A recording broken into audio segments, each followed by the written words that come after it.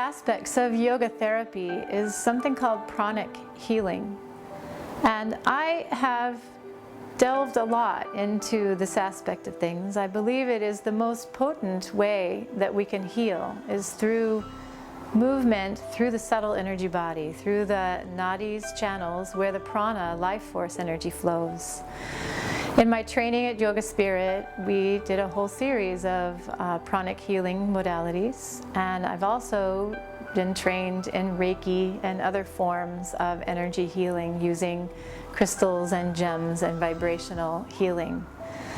So here we're going to have just a short demonstration of some of the modalities that I've put together in a form that I've named Chi Re Saj.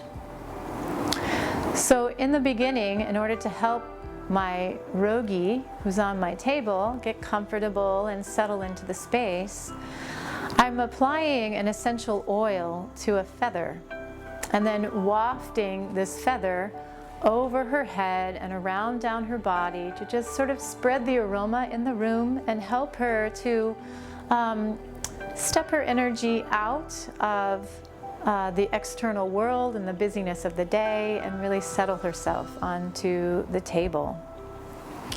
This allows any kind of stagnant or congested energy in her subtle energy body, and especially the part that's extending out beyond the physical body, to be dispersed. So the next thing I do is I give her a short facial massage. And again, this is about helping her ground and get centered and come to presence for the healing journey that we're embarking upon.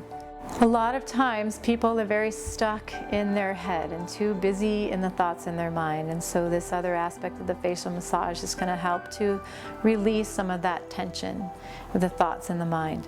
The next thing I do is I placed a labradorite crystal right here at the third eye, and this is about helping her to open up to her intuition and to help her to see with that single vision rather than seeing the dualities of life that we look at through the two eyes.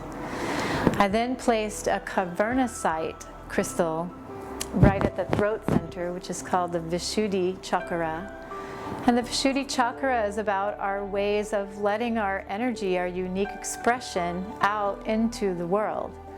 And so the cavernicite energy is about letting that happen with a really kind of playful and creative energy as opposed to being locked into the intellect.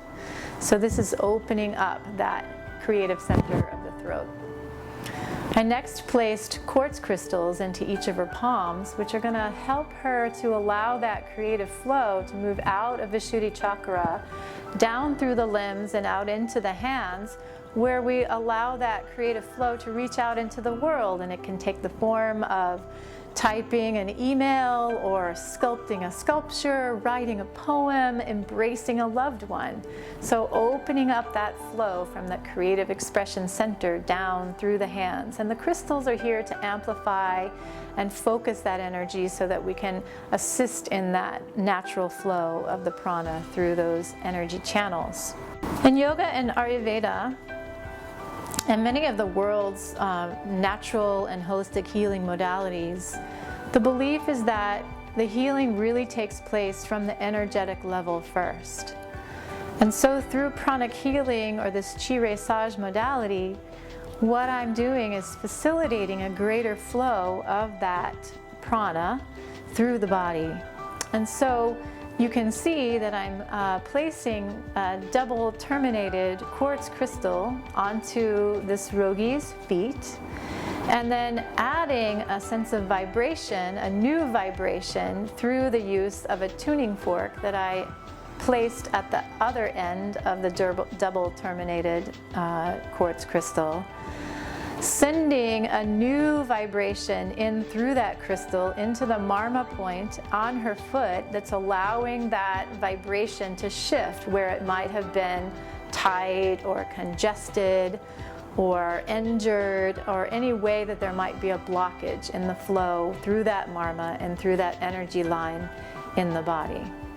So this is the way that I can open up her connection to the earth and how she can receive and give energy through the feet and through that connection onto the planet. So that's a little example of Chi Reisage.